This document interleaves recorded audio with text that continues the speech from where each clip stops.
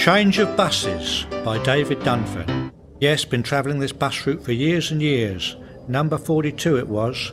Went from Petersfield to Pompey, similar to what the number 8 does now, only that stops at Clanfield, not far from where the 42A used to stop. Mind you, in them days there was 40s, 140s, 139s, all coming out of Portsmouth.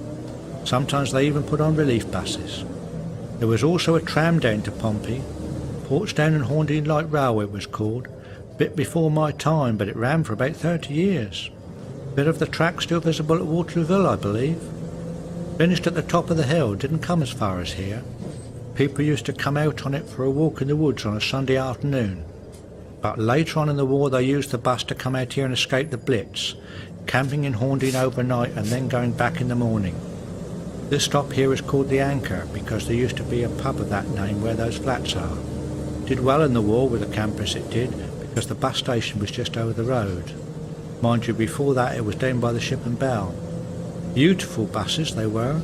AECs, Dennis's, Guys, proper double-deckers in their green and cream Southdown livery. Drafty though, with that open platform at the back, especially on the charabanc seats just inside.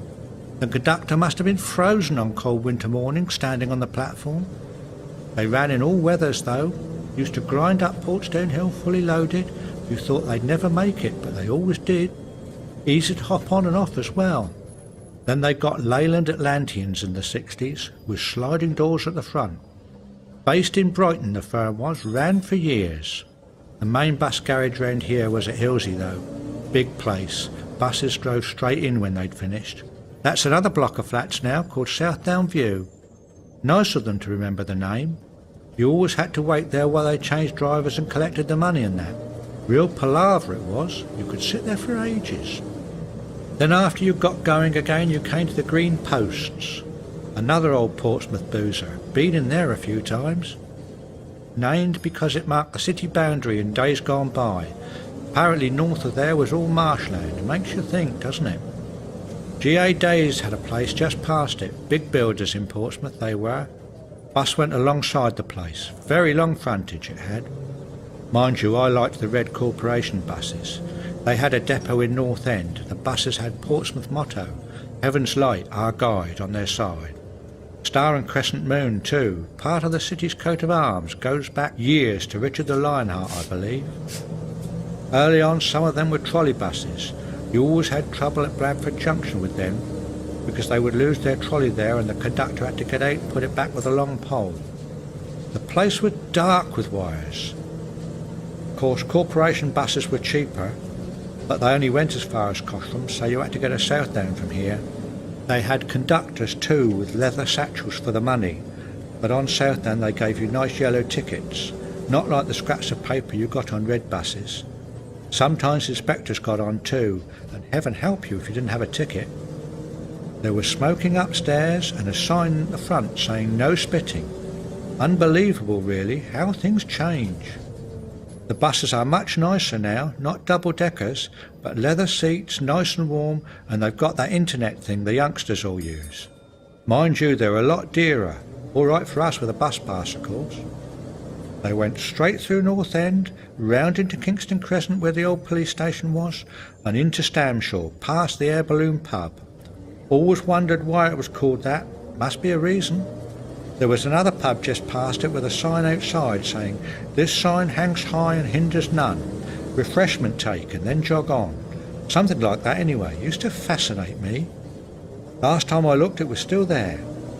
From the Air Balloon to Commercial Road there was nothing but 2 up, 2 down, back-to-back houses with a pub on every corner. The Royal Hospital was at the top of the road. You could see into the dental department from the top deck of the bus. Gone now, of course, another supermarket. Mind you, they named the pub opposite the Royal to keep the name alive. Used to be called the New Inn. Nice of them to do that as well. Then there was the ABC, one of the best cinemas in Pompey. Been in there a few times. Saw Guns of Navarone in there. Not like that flea pit down by the Guildhall. Real dive, that was. Forced in those days, Commercial Road was a 2-way road, and not very wide at that. People, buses, lorries and prams everywhere. Wonder we weren't all killed. I remember the newspaper sellers shouting, "Evening news, evening news," or "Football Mail, Pompey latest" on a Saturday. That used to be printed on pink paper, don't know why. I'd always wondered how many papers they had to sell to make a living. Felt sorry for them. Often wondered how the name Pompey came about, still don't know, but it's known all over the world as that now, both the town and the football team. Funny really. Of course Pompey was quite a place then. Good football team at Fratton Park, even had an airport over on the Eastern Road, big dockyard, large brewery in Queen Street owned by Sir Rupert Redford's Brickwood. Super name, I always thought, a baronet I believe. There were Brickwood's pubs all over the place with their brown tiled fronts and the name picked out in white with fine ales and stout written in big letters. A few are still there if you look. But of course the dockyard was the main employer. Thousands of people worked in there, often whole families. They even built ships in those days.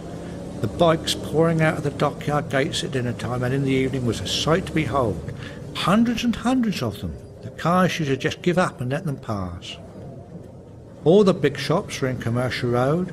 C&A, Empire Stores, Littlewoods, Woolworths. I used to buy peanuts in there. All gone now, of course. The Lamport Drapery Bazaar was over the road, soon became the LDB. But that's something else as well now. Always busy, Commercial Road was, but bedlam on a Saturday. Buses ran straight outside the shop and onto the Guildhall. Charlotte Street Market was round the back, full of traders' shouts with people jostling everywhere. Always smelt of cabbage to me, but full of excitement, especially if it was getting dark. Then Charlotte Street got knocked down to build the Tricorn. Great big grey concrete monstrosity, but it won awards at the time. That's even gone now to make way for a car park. Of course there are always a good many Matlows about, always a few ships in. Mind you, we had a navy then. They were in uniform too, with their ship's name on the cap band. Iron Duke, Invincible, Ark Royal, all Pompey-based ships. Foreign sailors as well, especially Americans. Pubs were full of them. Not surprising when you remember you could get a round of drinks and change with a 10-bob note then. There were quite a few fights at Chuckout time too. The naval police, regulators they were called, used to wait just off Queen Street and throw into the black and blue vans. Not many buses went on to the Hard in those days, although some did. That's where the mudlarks were, kids scrabbling in the mud for money. Covered from head to foot, absolutely plastered. Wouldn't be allowed today, but they were always there years ago.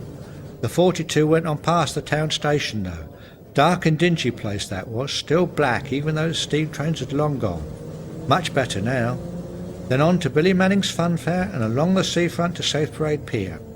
Funny how it always seemed to be sunny in those days. The common always looked a treat. War Memorial shining in the sun. Can't remember any litter either. Mind you, the mind plays tricks as you get older, and that's a fact.